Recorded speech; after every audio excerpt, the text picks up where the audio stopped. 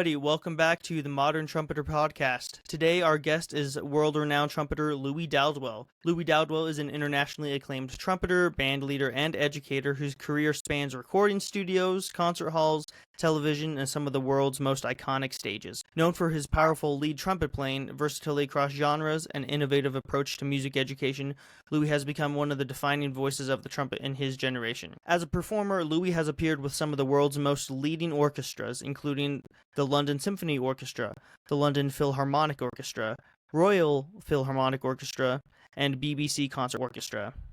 His trumpet has been featured in major West End productions such as Wicked, Book of Mormon, Dreamgirls, Tina, and MJ the Musical. On the live stage, he has performed with artists ranging from Robbie Williams, Michael Bublé, Brian May, Teddy Swims, Tony Hadley, and many more. Louis' recording career is equally far-reaching. He has worked with Paul McCartney, Taylor Swift, Billie Eilish, Robbie Williams, Gary Barlow, Celeste Seal, Michael Bublé, and many, many others. Away from the spotlight, Louis is a devoted family man. He lives with his wife, Millie, an opera singer, and their two young boys, Reggie and Stanley. Rooted in Christ, their family's life is one of faith, joy, and purpose, the grounding force behind Louis' busy career on the global stage. Here are just a couple of other quick announcements. The Modern Trumpeter book will be available in 2026. Follow us on social media to continue to receive updates in regards to when it will be published, and you can also learn more by going to our website, moderntrumpeter.com. If you want to support the project and podcast, consider joining our Patreon, and shout out to Bowen Barker, one of our current members. If you like this podcast, please share it with a trumpet player you know and leave a comment. This episode was actually filmed in two separate interviews. The first one, Louis was driving, and so you won't see him if you're watching the interview, and then we resumed later where he was able to join us on camera. Now, here is my interview with Louis Dowdeswell. All right, everybody, welcome back to the Modern Trumpeter podcast. Today, our guest is Louis Dowdeswell, trumpet extraordinaire, and excited to have him here. Louis, thank you for being here with us. Thank you very much for having me. I'm excited. Yeah, it's funny. I remember being a senior in high school when a friend of mine, we played in an after-school music program together, kind of an elite ensemble, and he was like, dude, check this out.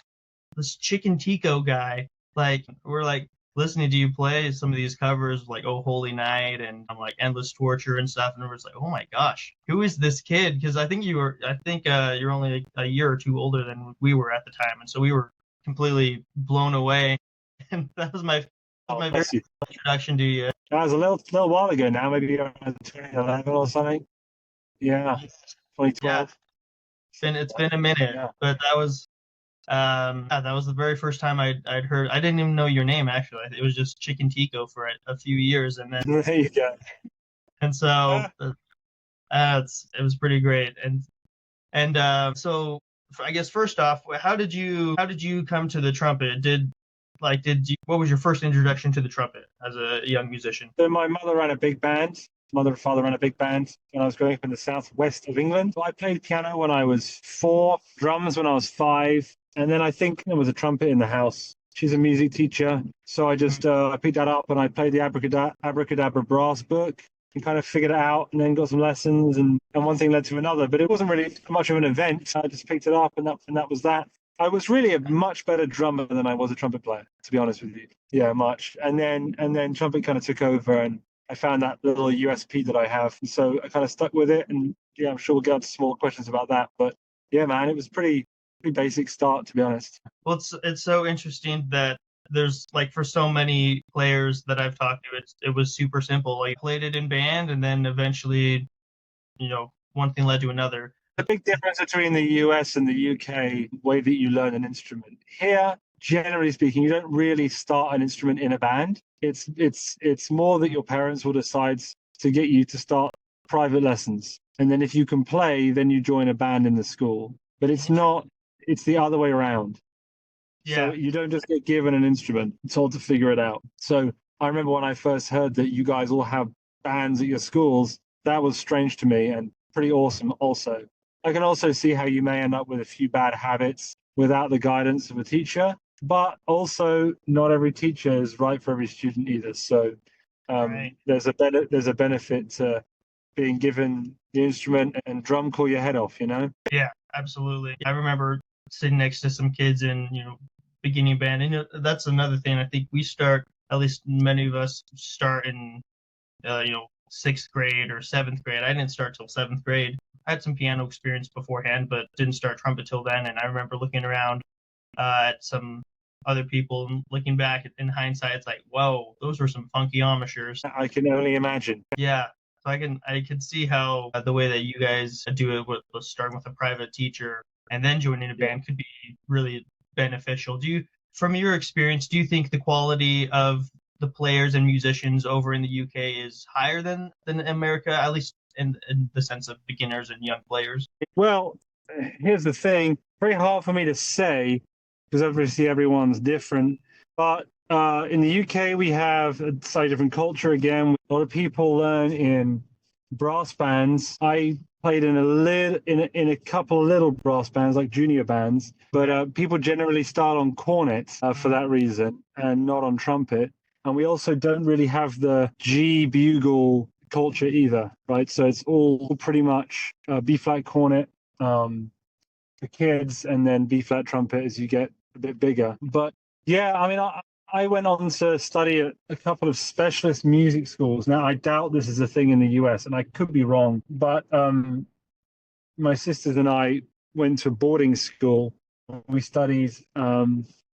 There's a school called Wells Cathedral School. It looks a little bit like Hogwarts. It's a very, very beautiful place. I think the road I used to walk down every day to get to the music block is the oldest inhabited road in Europe, and it was 909 AD. So whatever 1,000 years old, and it's a beautiful road.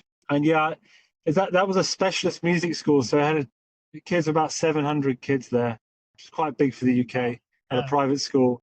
And then about 25% of the kids were what we call music scholars or music specialists. And so we had lots and lots of, maybe 4 hours of practice periods built into our day. So we were drilled pretty hard at that school. And I had all my classical tuition there, and went on to do a bit more jazz when I went to another music school near London when I was 16. But generally speaking, a classical upbringing, which I'm very grateful for. Yeah, it's an overall pretty cool journey. Yeah, that sounds very cool. So a lot of that first school was very classical oriented, and I'm sure, do you think that set you up for the success that you've had with your jazz and upper register playing? For sure. I think it's difficult to be a commercial player without any classical chops at all. Mainly it's production. If you can't produce a note when someone wants you to produce a note with a good sound and in tune, then you're really not much better than useless in that situation. I'm not saying we all get it 100% of the time. I'm not suggesting that. It's just when you're being paid by the minute or paid by the hour to do something, really the faster you can do it, the better. And if you got like a good solid production down at all volumes, all registers, then you're in a good spot. That's not to suggest that jazz players don't have that too, but there's something special about the way that classical musicians can produce a note out of nothing, particularly in the upper register. So having to come in pianissimo in a cut mute on a high C or a high B, I'm very grateful to have been taught how to do that, or at least drilled in it. It's very hard to teach someone how to do that,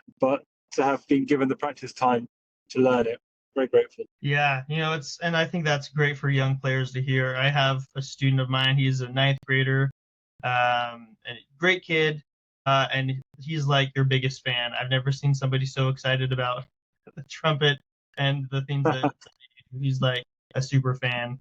And so for him and for others who will be listening, I think it's important to know, he's Louis Dowdeswell. He does this stuff. This is what he does, but these are his roots. This is what his thoughts are on classical music and how to get there and stuff. So, thank you for sharing that. Sorry, the way I see it's like a pyramid. So at the top of the pyramid, you've kind of got your USP. You've got the thing, because really, you do need to go into one thing. People will say, like learning to play, like Winter Marsalis and Arturo Sandoval, they are anomalies, because they seem to have had 2, if not 2.5, maybe even 3 lifetimes worth of shedding. Learning to play jazz to the standard of Winter Marsalis that's a lifetime's worth of work. But then also being able to play classical music to the standard of Winter Marsalis, back in the day in particular is a lifetime's worth of work. Absolutely. And the other thing is, everyone is, as much as you try and not pigeonhole yourself or be pigeonholed by others, everyone has their thing that you're known for. Everyone. You could even be known for being a jack of all trades, right? But you're still known for that. Oh yeah, that guy, he can do everything. That's like what's the first thing that someone says about you? That's kind of what you're known for. So like how other people how they're identifying you. You can try and run away from that identity, but then they'll just say that you're the guy that runs away from the identity, or oh, he doesn't want to be pigeonholed. Yeah. Right? So you're better off kind of going with your passion on that, but then also having a functional skill set that is high enough to make you employable. Yeah. If you want to earn money doing what we're doing, which, before we started the podcast, you said was the main reason for this conversation. Yeah, I've heard, as I've talked to so many others, and maybe it's a little different from the US to the UK, but, for the most part, everybody's like, yeah, you need to be able to do everything. But everybody has, their specific thing that they do well. When I talked with Wayne, he's like, yeah, I can sit into an orchestral section and blend in if I need to. He's like, I got the ears and the skill set for that. But if they're asking me to play principal, I'm going to say no. I'm going to pass it to somebody else who does that thing, But then if West Side Story comes up, then that was his element, He'll play lead on that commercial stuff within the orchestra. It's a team game. It's a team game. And I think that's, often forgotten. The best leaders are the ones that can see the teammates around them who make them sound better in all facets too. It's all about doing everything. It's about utilizing the talent that you have around you. So get good at something so that you have value in that section, but then don't let anyone down on their little thing, So I don't like it so much when people say, yeah, you have to be able to do everything, because I don't know what that means. But it is necessary that you have, fundamentals, good time, good sound, a good feel, great reading. Man, if you've got to be able to read these days. I mean, I totally take that for granted. Reading has always been something I've been very proficient at. Much better at reading music than I am reading books. Never been an issue. I spent so much time around it, and even very complicated time signatures. We were drilled in that so much. Sight reading is the most important skill for a professional. So I was talking to someone in my trumpet academy recently about this, and they were saying, "Oh yeah, we have 2 concerts a year, and it takes me about 6 months to learn all the music for each concert." I thought, well, okay, let's say that you're learning 10 tunes in that concert. You've learned 20 tunes a year. Well, I might play 20 tunes a day. If you're thinking about the difference in exposure to sheet music and material that is required, you really want to get your reading up to, very, very competent, so that you can just absorb more music. You can then, it's kind of exponential growth. So, yeah. Yeah, absolutely. What exercises or resources do you know of that you could improve in your sight reading, or what did you do to help you become such a good reader? I mean, obviously, the main thing is just to do it. That's obvious. I never did any exercises in sight reading. You need to put yourself out of your comfort zone, and you need to put your pride aside, so that you're not worrying necessarily about making mistakes, because as soon as you make a mistake, you fixate on the mistake, and then you make another mistake immediately in front of you. Yeah. So get yourself into community bands and, test yourself. Don't open the music until the chart is called. We're at a stage now, as players, where it's almost more risky to open the pad than it is to not. Because if you open it, you psych yourself out. That you can either play it or you can't right there and then. Yeah. So it might be better off just not looking and just doing your utmost with it when it comes to it. So you kind of have to put yourself in that position. You are what you do. So just do more of what it is you need to learn. Don't think about it. Just do it. If you're not very good at sight reading, and it's because you're scared of getting better, then it's probably because you're practicing the music for band too much. You'd be better off speaking to your band master, band leader. What do you guys call it in the States? I can't remember. Band director. Oh yeah, that's it, band director. And I would say go and ask for the whole first or second trumpet syllabus that you have that you're gonna do over the next 4 years, and just stick it on a stand and put it in a metronome on, or put a backing track on, and just do it. Yeah. That's what I would do. Yeah. That's actually what I did. That's exactly what I did. Well, there you go. Yeah, I think that's I remember doing that a little bit in high school, not as much as I should have, but it definitely sitting down and taking out 20 charts and just go in one take and put it away. I think You got it. would do that was very helpful. Exactly, exactly. And the other thing about sight reading is just recognizing shapes, like getting some basic theory together so that you're not just seeing a note, putting vowels down and blowing, but that when you see a symbol on the page, that you hear the note and then you just recreate that through the trumpet. In the way I like to call it sort of sight interpretation rather than sight reading. You really are interpreting as you go, and the music has to be made from those symbols. So it's about interpreting those symbols to create a musical experience. And the faster you can do that, the better. And if you can see patterns, like you can see, oh, this is D major. Now, I'm not thinking that consciously, but you know what it's like when you've played enough Bach 2 in a particular key, or patterns that you've played like bebop,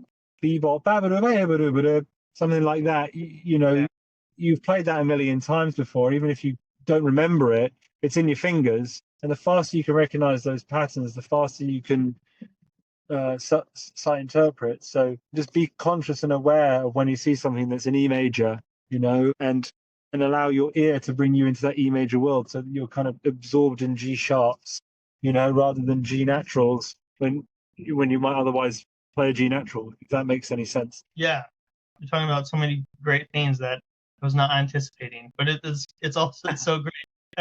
I think these are the skills that are necessary, maybe they don't talk about them. 100%. And this is exactly why I'm interviewing so many players, just to get their perspective on how they think about it, or what they've done, and how they've gotten the skills that they need to be employable, right? That's the main thing that we're going for, is how do you make money playing the trumpet? Yeah, exactly. And so going back a little bit to those specialized programs and whatnot, at that point, did you know you wanted to pursue trumpet as a career, or when did that moment happen? I wanted to be a pilot. I think I'd have been quite good at that as well. Quite an intuitive guy. I think I would have enjoyed that a lot. But anyway, the trumpet was what it was, and I just got good at it. And I was at school, and I was talking to a student the other day about this idea of a backup plan. Now, this is a little irresponsible in some ways to say this. I do kind of believe it still, so I'm not going to lie. A backup plan can be quite dangerous when going for something like this. Because it can drop the floor too low, and it makes you settle for something that you may otherwise wouldn't have settled for. So I remember there were kids in my year and people at school who were all thinking about their backup plan, and I wasn't. I just thought, well, I'll do this. I can be a good musician. I'll do this. And one thing led to another, and stepping stone after stepping stone, here I am doing it. But yeah, all of the people that have backup plans didn't do it. So I'm only telling you what I see, which is a really interesting observation, and it sucks too in a lot of ways. Because they would have been advised to do that, maybe out of fear, or it's a good idea. I was pretty good in my year group, not to sound arrogant or anything, but just trying to be honest with people. I was pretty good at school at the trumpet, and that would have definitely helped me, pursue this for sure, right? And maybe other people, a backup plan might have been better for them anyway. So you never really know how things work out. You can only gauge it. So yeah, man. I don't really. There wasn't really a moment, is what I'm saying. I just went for it. Yeah, just was kind of no question. It was just, you're going. Yeah. There's been people I've talked to where it's been like that. There's just never been a question, and they're doing it. And there's been other people, including myself, where there was maybe a specific moment, or like it dawned on them that like, this is what I want to do. And they also went for it, I guess I'm very grateful too that I never really had that sort of teenage question of not knowing what I was going to do. I never really thought about it. But I knew that there were a lot of people, especially these days, a lot of young boys, or young men, I should say, old boys in that kind of teenage years, who are saying, oh, yeah, I don't really know what I want to do. And then they go study something at college, and then they kind of come out of college and go, yeah, I still don't really know what. I was fortunate that never really happened to me. I did choose to do something ridiculous, though. I mean, playing trumpet for a living is not for the faint-hearted. It's difficult. But it's a very interesting life, and I get to spend a lot of time with my little boys. So that's not always the case for a lot of musicians. They may be away touring a lot or doing things like that, which is not a good family life. But I've managed to, and I'm just building some things now to try and bring it to a situation where I can spend a bit more time with my family, and I'm not having to, 9 to 5 really. I do it, but I do it at home in different ways. Yeah, it's good. It's good. Yeah, and I definitely want to talk about that in a little bit as well. Kind of leading into that. So, when you were first posting on some videos, those videos on YouTube, did you think anything would come of it, or would you say that YouTube helped spark your career? Great question. So the original, very early videos that you're referring to with Chicken Tico, those videos so the Oh Holy Night video is that's the first double D I ever played in that video. I Wow. just got lucky. And it's interesting when you put the camera on, you will be able to do things that you couldn't do if you didn't have the camera on. So Yeah. remember that. Yeah. It's really interesting. You capture some of your best moments on camera for a reason. That something happens inside you. So that's the first thing. The second thing is, I remember I put some of the videos on Facebook, and Simon Gardner told me to upload it to YouTube, and I did. And before long, I had 9,000 subscribers, which is a big deal when getting that first 1,000 can be tough for people. So, and this was a long time ago, man. This was very early days. I should have lent into it more at the time. I'll be honest. I've not played this game as well as I could have done, seeing as I had the platform for it. And COVID kind of messed a few things up, just on the basis that I think everyone was a bit fed up with seeing, videos of people playing after a little while. I mean, because I did this stuff really before anyone else did it. And then all of a sudden, no one else had anything to do. So they started doing what I've been doing. Now, I'm not bitter about that. It's the way that it is. And it's nice to be able to innovate. Now I have to go again and innovate again and again. But the reality is, yes, I would say that people knew who I was. People in the world knew who I was. I could go anywhere and be recognized in the trumpet world. Not by everybody, but by people who were fans of the commercial scene. And I could reach out to most trumpet players too, which was amazing, getting in contact with Wayne. Wayne actually reached out to me, which was really cool. So you never really know what's going to happen. You just got to do stuff. I think people are scared to do things. I think it's great that you're doing a podcast, man. Just doing stuff is much better than thinking about it or figuring it out, or I'll get around to it one day. Just start. Just get on with it, Yeah. Yeah, and that's why I was like, you know what? It's funny. I hated all the classes related to writing and English in high school and junior high. A 2-page essay would be like the bane of my existence for that week. It's just like, and here I am writing a book. Yeah, man. Well, good. Yeah, that means that there's the most amount of space, the most amount of growth is in the places that you probably least want to touch.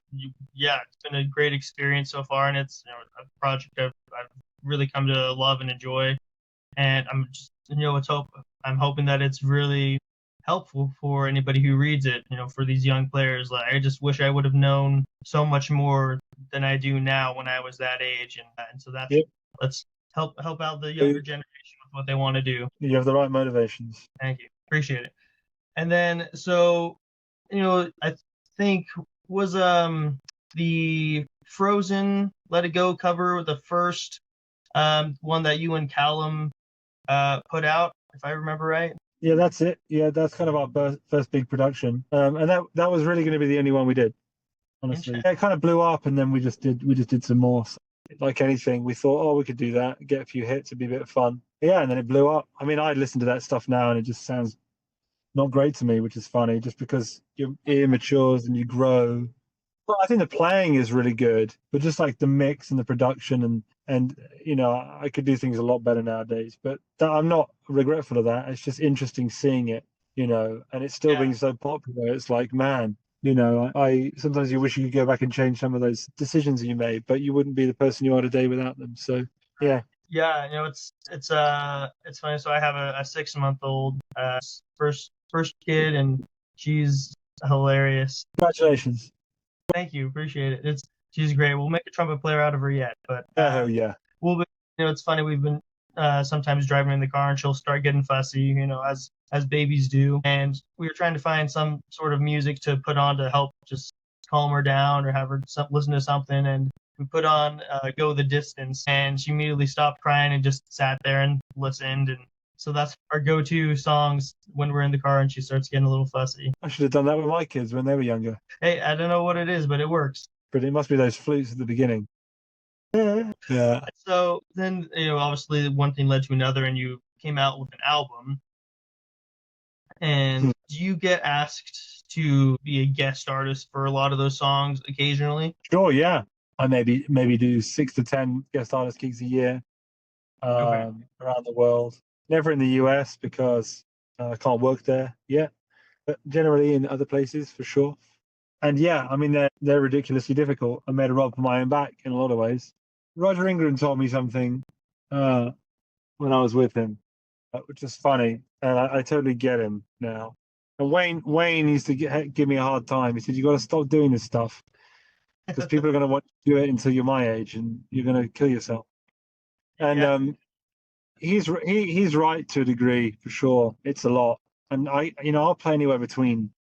I've done gigs. I did a gig with this stuff where we played. Oh man, I think we played 8 of them at a gig, and then went on immediately afterwards, to another gig with the same band, with my band, just in the foyer for a party, and then played 22 features after that, all like Maynard and that sort of thing, And fortunately, the day I had I was feeling good that day, but it's a big ask for sure. And Yeah. it's not for the faint-hearted. I the next album is hopefully coming out within the next year or so, but I've been saying that for 3. When that does, I'm definitely going to do a record of simpler, beautiful melodies that I can take with me places that I can intertwine with some of the more crazy stuff. Because you know what the internet's like. It's very, very difficult to attract attention to things that aren't, oppressive and in your face. And so there has to be a balance, but it is a complicated formula for sure. Getting that. Yeah, definitely. I listened to that album, and it's like all of it's that crazy high stuff, and I'm like, man, when you're saying I had to do 20 tunes in a row, I'm like, geez, like I can't.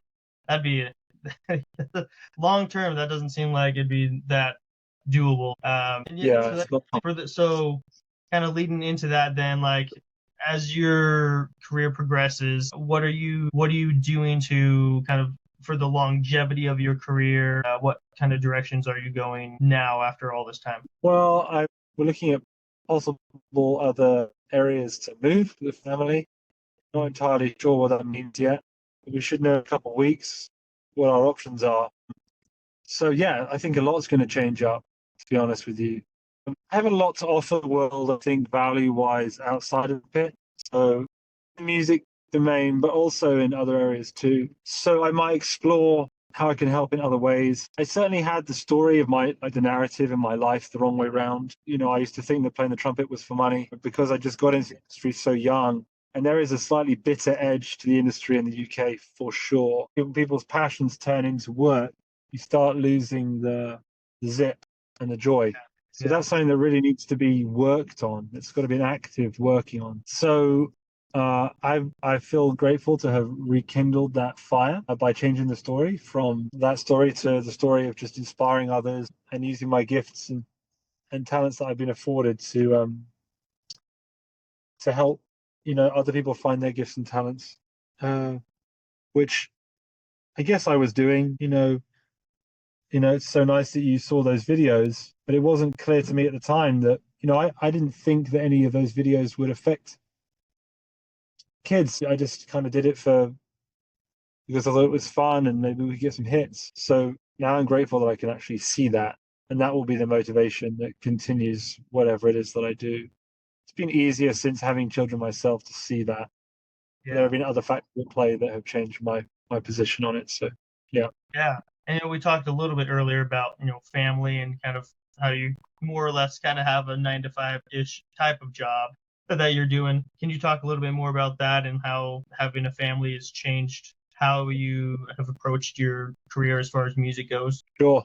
I mean, I was touring for a good 10 years and doing lots of gigs in the evenings, lots of West End shows, like Broadway shows, and I had the kids. and I was missing bedtimes, and the kids are they're going to go to school next year, or one of them is. And I'm thinking, like, I've got to start building something where I'm not, where I'm not out of the house every time they get home from work, they get home from school, or they get home from where they are, or I want to spend evenings with my wife.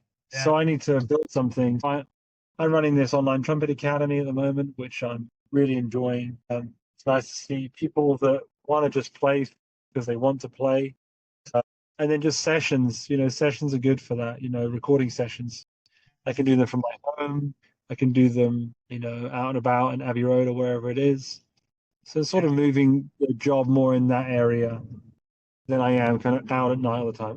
Someone asked me to go and do a gig in the evening or asked me to go and do a tour. If it makes sense, I'll do it for sure. But ultimately, people get stuck in one thing, and then they're reliant on more gigs, and then they take another contract. It's the classic cruise ship contract situation where you go, how do I get out of this? It's my only source of income. Well, you're not in a city, you're not in a town to start connections and start networking. You're out on sea, so your networks are at sea. So why is it that you keep getting called? Well, and it's the same thing. If you're only in the show scene, then the other doors can't open them because you can't make yourself available for them.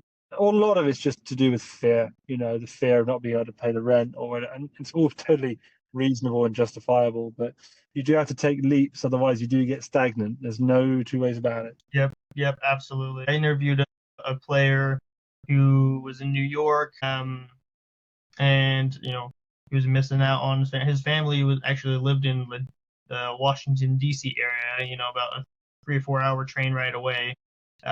He was primarily working in New York, and then he had his own little apartment, and would then not move, but he would go back, every other weekend or something, spend time with his family, and it came to a point where it just wasn't sustainable, and he actually quit playing trumpet for a few years and started up like a pest control business, and that was his main source of income while he was doing stuff with his, as his kids were growing up.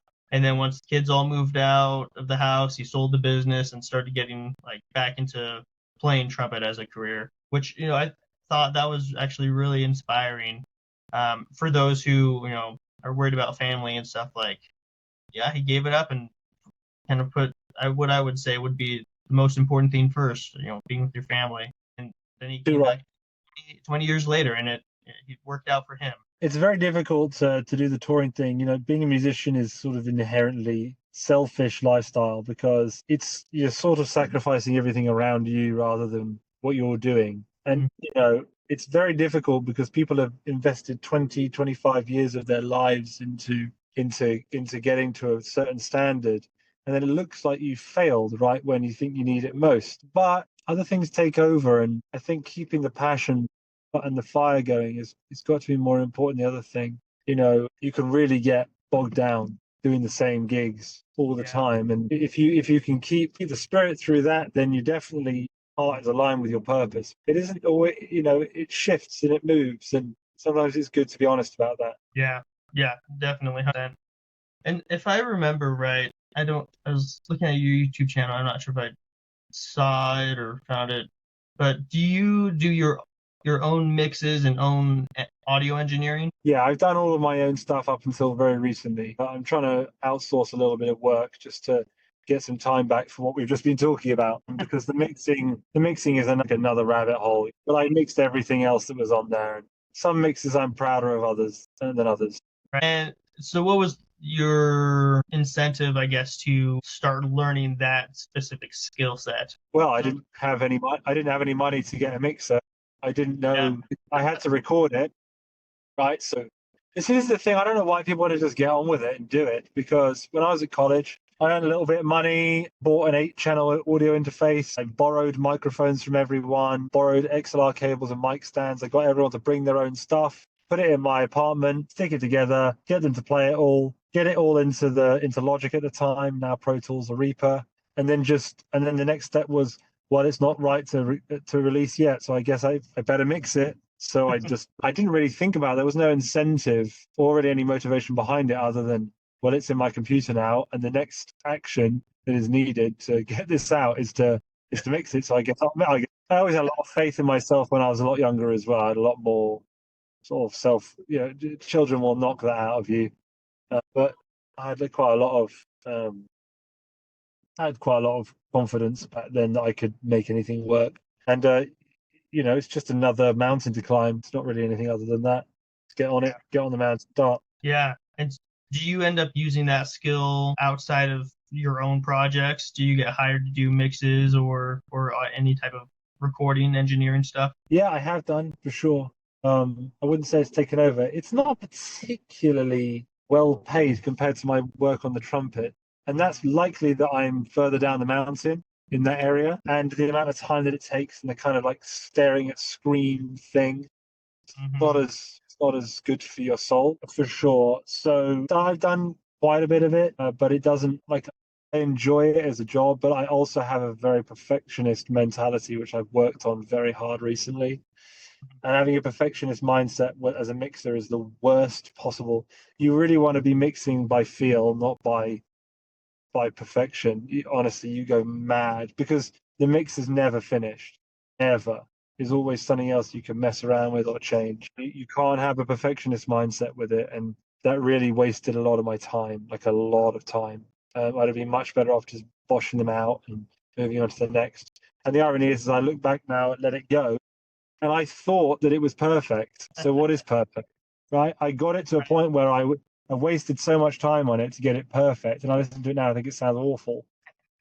Perfect is just time in reality, for one person. Yeah. So really, you should be mixing by feel, mixing, do it for as short a period of time as you can, and just enjoy. As soon as you start getting annoyed with the song, move on, go do something else. It's been a better mindset for me. I think maybe I would have climbed that mountain a little faster, but my own pride got in the way, unfortunately. Got it. When I spoke with Wayne, just he got a little bit deeper into the recording engineering, mixing. He's more proficient with it than you would think. He doesn't do Oh yeah. drums and everything, but he just built a brand new studio. Just I think a year ago or so. For those kids who are just learning about him and like huge fans, it's like he's the greatest trumpet player and all this stuff. And yeah, he's like phenomenal. But also he does like this engineering mixing thing, which if I was a young player and I like learned, obviously he didn't do it when I was a lot younger. But if that happened now, I would be like, oh my goodness, no way. Like I think it would kind of rock my world a little bit of like he's also does this. Like it's not just playing the trumpet. Yeah, but I think nowadays you'd be mad not to look into that world Yeah. with the way that the industry is going. I think we all paint a picture of what we think our careers are going to be based on what careers have been in the past. And so it takes a real innovator to recognize what careers can be when they've never been the way they are, particularly in the music industry, where things are changing so fast. I mean, everything in the world is changing fast with things like AI and whatnot. I'm not so interested in the word want, just in general in life. I just think that it's probably the worst word there is. It paints a pretty, yeah, it's not a good word because once you get what you want, you then want something else. And if you don't get what you want, then, you're resentful. So I prefer the word need. Yeah, like just trying to figure out what it is I'm supposed to do, not necessarily what I want to do. So yeah, my career, I don't know. It's fine. I don't really think about it all too much at the moment. I just try and offer value to the world and see what comes back. My biggest issue is more than anything is just fear. I'm interested in so many things, but I don't feel an authority to talk on them. It's mainly just fear more than anything else. So I think that I'll overcome that over this next decade, I'm sure, and talk about all sorts of things. But yeah, it's funny. I don't really know what I. It's not that I'm directionless. I just don't really. I'm not expecting anything of my career anymore. I just do. I do what I'm supposed to do, and then if I fancy making a video, I'll make a video, or working with the guys inside my trumpet academy, I'll work with them and whatnot. So yeah, for me, the biggest intention is being a father right now. So that means providing and doing what I can. Yes, Yeah. I I agree. I've taken less and less gigs since I've had my daughter, and I'm like, sometimes it's good to be home. This last weekend, I think I had 3 or 4 people reach out for some stuff, and said no to all of them. I was like, no, just gonna stay home this weekend, and it was nice. It was relaxing, but the money would be nice. But I got asked to go on tour with Luis Miguel, who's a very famous Latin American pop musician, pop singer, and Jerry Hay recorded a couple of albums with him, and some of those records are some of my favorite records of all time. So I got asked to go on tour, and they were going to pay me lots of money, and they asked me when my second child was like 7 days old, and I went upstairs to my wife. I just got off the phone and I said to her, "Oh, I've just been asked to go on tour with Louis Miguel. I've got, it's going to be lots of money. We'll be able to pay the mortgage off and all this sort of thing." She said, "How long are you going to be away for?" I said, "Well, it's a 3-year tour, but I'll be able to do we'll do 6 months of it, and then we'll see if it's still going well." And I said, "But we can pay the mortgage off." And she just burst out crying. I was just like, "Okay, I guess I'm not going to go on that tour." And she was 100% right. Wayne Bergeron said to me, and I asked him about it. He said there's power in the word no. what did he mean by that? I just think he means just having the courage and confidence to say no when all the temptation is clearly at yes. So it was definitely a very, very good decision. A lot of things have happened since then, mostly good, and I got to see my little boy grow up. So it's, I think, obviously you have to have the clout to back some of these things up, and everyone lives on a spectrum of that. But you have to demand. It's like a dance between demanding value, and then also like actually how much value you're offering. The market will dictate ultimately, but if you never give the market a chance because you just say yes to everything all the time, then you're just a slave. Yeah. Well, I think that's good for you. That I'm sure it would be super exciting, getting that opportunity and call, but I think it's good on you for saying no and spending time with your family.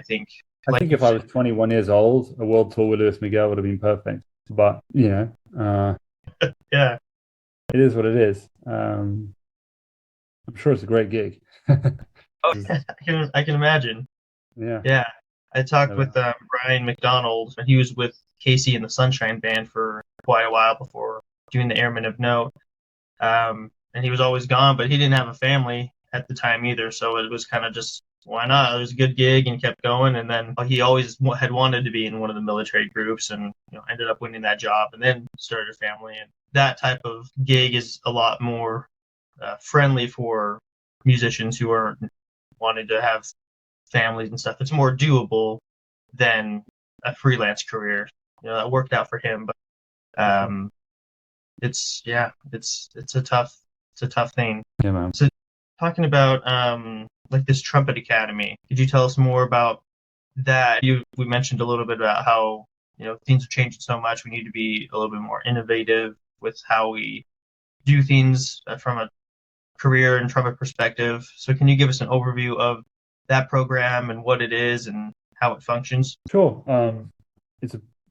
I guess it's hard to put my finger on it exactly, just because I think I made a product that is really for the trumpet enthusiast, the passionate trumpet player, or for someone that is seeking to get back into it passionately again. It serves pretty much all standards except for very beginner. Mainly we have comeback players in there, but we've got college students too, and people that are just younger than college. And it's a global community of trumpet players with access to courses made by myself, Caleb Hudson, Ollie Parker, and soon Freddie Gavita. A beautiful community of very positive people. We run 4 group calls a week, and it's all group tutorage, and we have loads and loads of special guests. And we've had Adam Rapper, Bobby Shu, Eric Miyashiro coming on soon, Wayne Bergeron, Phil Cobb is coming on soon. Obviously, Caleb's been in, Jordi Albert. So we have a bunch of different speakers that come in, and it's been a really, really lovely thing to do. I don't know really why I decided to do it. It was a bit of a leap of faith, if anything, but I'm really glad I did it, and I'm really excited to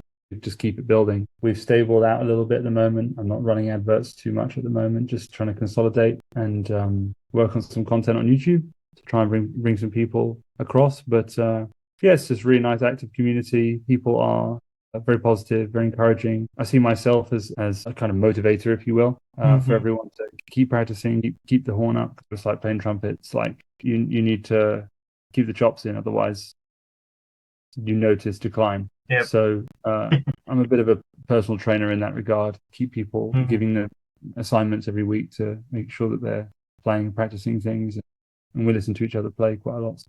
It's just a really nice community, and more courses are coming out all the time. I'm going to be working on my high note course, which I haven't done yet because I wanted it to be good. I wanted to take some time over it.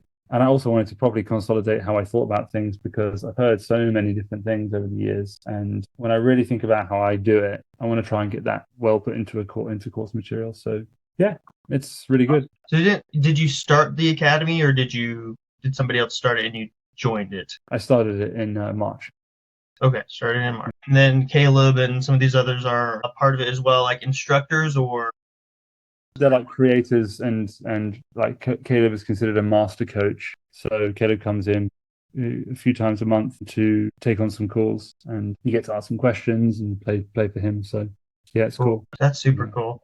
Yeah. So where'd you get this idea of kind of this model of group learning, online courses, content? Well, the online education is expected to explode over the next 5 years. And I got contacted by someone that was going to help build it for me.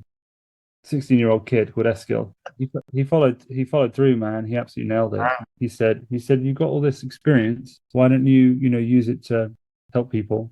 And I'd never been sort of against the idea of teaching. I used to teach one-on-ones quite a lot, but now I always consider myself a player. I also recognize that, there is time, it's coincided interestingly with having children, this idea of having to give back, or wanting to give back, or knowing that that's the right thing to do, needing to give back. And really noticing there's a British sort of skepticism about this sort of thing, definitely.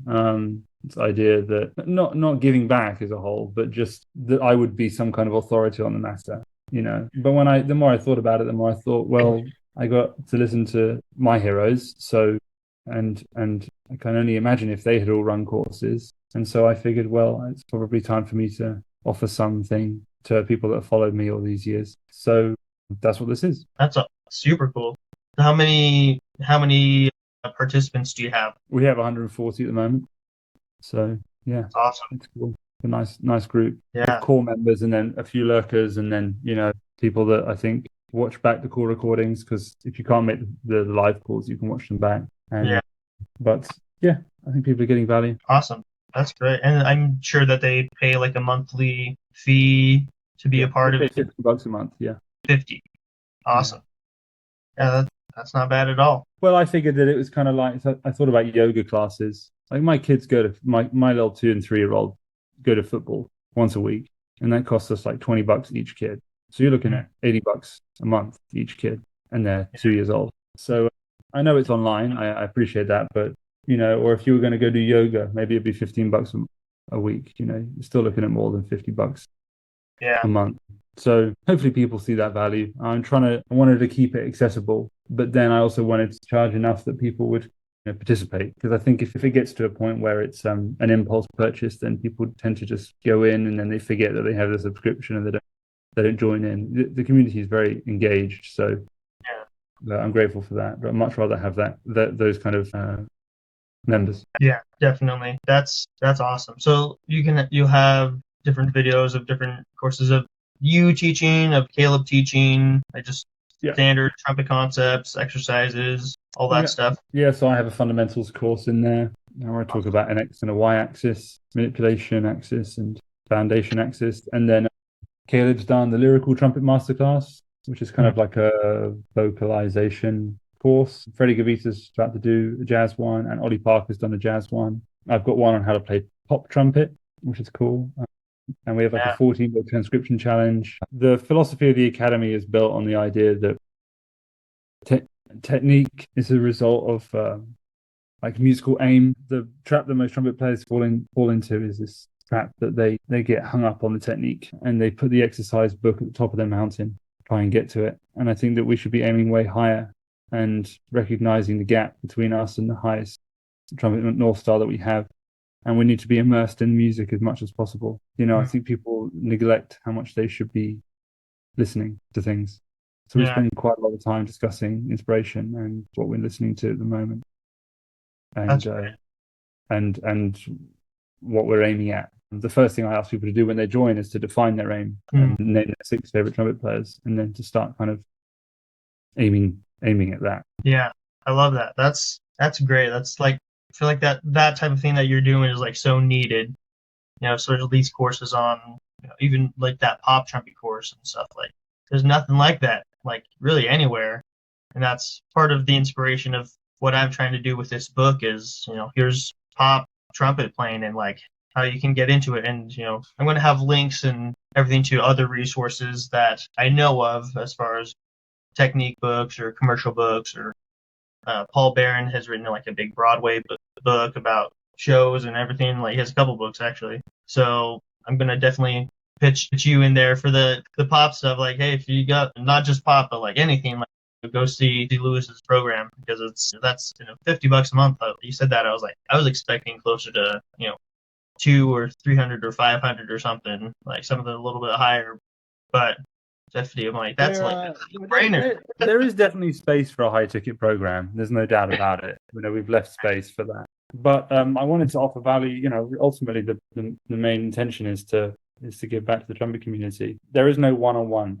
Like, you can message me and we can chat by message, but like I don't do video calls with people in that program. But you can pay for one-on-one class, one-on-one coaching, and I think maybe there will be a high ticket sort of inner circle type program that's limited to maybe 30 people. But for now, I'm just getting some content made and building a community, followers. So yeah, which is awesome. It makes sense. Like, I've heard of other people doing this program, but they're definitely looking for the high ticket item where they're like, let's pay for full year subscription, and it's like $9,000 up front. It's like for a full year, and it's like, I mean, you look at how much time they're offering to give you and everything, and it's like, okay, yeah, like there's the value, but like that upfront cost is like a big ask, especially for some.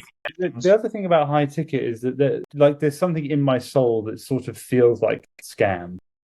It's not a scam. It's not a scam. Right. There's something in my heart that just says so. Music college in the UK is £9,000 a year, so that's high ticket, right? Yeah. But you get to do in-person participation, playing in groups and things, and that's a whole other thing. So I think targeting the value correctly is right, and a lot of it will be based upon how much time the coach is willing to give you in one-to-one experience. Yeah. It is hard to solve some things on your own. Sometimes it's good to have one-to-one, but you also have the sort of friction of Zoom. There are other sides to it. So if I'm going to do a high ticket, I'm really going to spend a serious amount of time focusing on the offer, making sure that it's right. But this at the moment feels like a good thing to do. Yeah, like you said, there's room for different levels of offerings and what you can do, and I think what you got going on. Obviously, if we're doing quick math, simple math, if you got 140 people and they're paying $50 a month, that's $7,000 a month right there. And obviously, I'm sure that doesn't go to you, but that goes to other people as well. Like Caleb. Yeah. That will be the revenue, but yeah, the vast majority of it goes. Well, we have overheads, obviously. For a long time, I wasn't getting anything from it really, but that's what you do when you build something, right? So ultimately, it'll facilitate building something. Maybe we'll do live events. I've got some ideas for that. Yeah, and I know that if you like live stream stuff on YouTube, there's a higher monetization value as opposed to just a regular video. Like you said, it's growing, and you're not even a year old yet. Not even just barely 6 months. So still got a ways to go, but at 140 in that time, like, congratulations. That's awesome. Thank you, man. I appreciate it. You're in your mid-30s or so, early mid-30s. Like, you still got a lot of time left as far as like before retirement, quote unquote. And so, do you see the Trumpet Academy kind of being your day job more or less for the next 20, 30 years? Well, maybe. I don't know. Again, I'm not really planning. I've got some plans with my family that we're attempting at the moment, so there could be some big changes coming, which is exciting. Yeah, I think you mentioned you were maybe moving soon. We would like to. We'd like to, but we'll see whether that actually materializes or not. So yeah, I don't know. I have no idea. One thing I do know is for sure is that if I stop playing, then it will be really hard to like half play. So I'm not intending to stop playing. No way. I don't think I could I could not play. This is one of the hardest things about trumpet and building something like this is that when you take your foot off the gas, it can be really hard to maintain the standard. So I can't take my foot off the gas playing wise if I want to maintain that standard. So that's very apparent to me. And also my credibility in the academy comes from my ability to play. So it's got to be maintained. That makes sense. I'm sure that's why so many people signed up, so far, is because look at Louis Dowdeswell, look what he's able to do and stuff. I want to learn from that guy. So that makes sense. So how do you balance for you, and maybe there's not a set answer yet, and we're still figuring it out, but what have you been trying or attempting to do to balance the playing and this academy and still maintain a good home life for you and your kids? Well, I play when it makes sense, and I try and keep my practice in line with the academy. So I try and connect those two, and then that gives me time with the family. So yeah, it's just it's just the grind, and that's fine. Yeah. That's what it is. It's just the grind. It's something we've all got to do. It's true. And then is the podcast that you're hosting, tell me more about like how that got started and why. Is it part of the Trumpet Academy? Is it a separate thing? Like what's the purpose? I thought I would funnel fans in with it. I don't know whether that's worked or not. Mainly it's for my own growth to learn to speak to people on camera and to learn to speak my mind without too much concern for judgment. So yeah, that's been an interesting experience for sure. I started it as a top of funnel experiment to try and bring in new fans, if you will, into the YouTube channel. But the more I think about it, the more I realize that running a podcast is the same, like doing anything well. It's its own path and journey. But you'd be amazed at how good you can get at something quickly if you just do it. Yeah. So I've definitely got better just since the start. I think I did my first episode in March with Wayne Bergeron, and I've learned a ton along the way doing it. I've learned not to prepare questions. Yeah. It's like everyone I prepare questions for, it's the hard podcast. Yeah, I feel the same. I think I have like more questions about okay, I've heard about the Trumpet Academy. Like, tell me a little bit more about that. Yeah, right. So it's easier to have a conversation that way. But there's something contrived about it when you go in with an agenda. I mean, I do want to go in with an agenda. The idea of the podcast is not really to talk about the trumpet, but it always ends up turning into that. I'd much rather talk to these people about what they can offer the world, not just trumpet players. Because they've got to the top of their game in an area. So there are some universal truths associated with that. Yeah. What are some of those universal truths that you've learned from while doing these interviews so far? Well, the action is better than thinking. That if you just work hard, if you actually do stuff, that stuff happens, that fear is real, and that most people pigeonhole themselves as players in order not to expose areas of weakness in their playing. It's no different to anything else, and it requires humility to improve at anything. You have to first admit that you have something to learn, and then you have to be okay to suck at it, basically. Yeah. That requires humility. That's kind of part of the podcast as well, is that I had decided I was going to suck at it first, and so a lot of these things are really just overcomings of fear more than anything else for me. Can I say that difficult question? Can I ask that hard question to someone 3 times my age? Like, do I have the balls? And that's not to put them on the spot. It's just like, if I don't ask that question, then someone else has got to have the balls to ask that question. So I guess I might as well give it a go. Yeah, definitely. Challenge people, not in a way that is aggressive, but just challenge people so that they have to put this flag in the ground. Yeah, let them stand their ground. That at least provoke some thought, so that they leave the conversation thinking about something. Not that I have an agenda on the question, more just that there are a lot of people, particularly in the music industry, in our area of the music industry, that haven't done a lot of time speaking in camera. So if you can get them comfortable and then speak to them about difficult things, that's really where you get the meat from. So I'm just practicing that and trying to do it in a way that doesn't make anyone feel attacked. Yeah. Yeah. I think it's cool to hear like how you've developed. It sounds like you've developed quite a bit as a person, not just trumpet, but like ever since getting those first albums out, like Let It Go and Go the Distance. Seems like things are like, yeah, it's changed for you, and changed you as you're fundamentally different as a person and as a player. I became fundamentally different as a person at the beginning of 2024 when I almost gave the trumpet up at the end of 2023. There's a video I just released on YouTube, a short video that was cut down from a 45 minutes video that I made talking. We cut it down to 3 minutes. Yeah, there was a lot of like sort of bitter comments from the past 10 years that none of that needed to be in there, right? It's just like, but I had to get it off my shoulders and off my chest. So I just made a video and then we cut it all down and just released a slightly coherent story of 3 minutes long. But ultimately I found Christ like last year, and that's really been the driving factor in all of this. To understand how to participate in the world and how to be a father and how to be a husband and how to be a mentor and a teacher and how to look up to people and basically understanding humility for what it is and how to actually be useful, how to give value. It all came from that. So that's been a really extraordinary change. And that's coming from about as most skeptically atheist person there possibly could be. I was a very pure atheist. So that was a very humbling experience realizing into how wrong I was. And it has been difficult because it has put a lot of pressure and stress on a lot of my relationships and friends.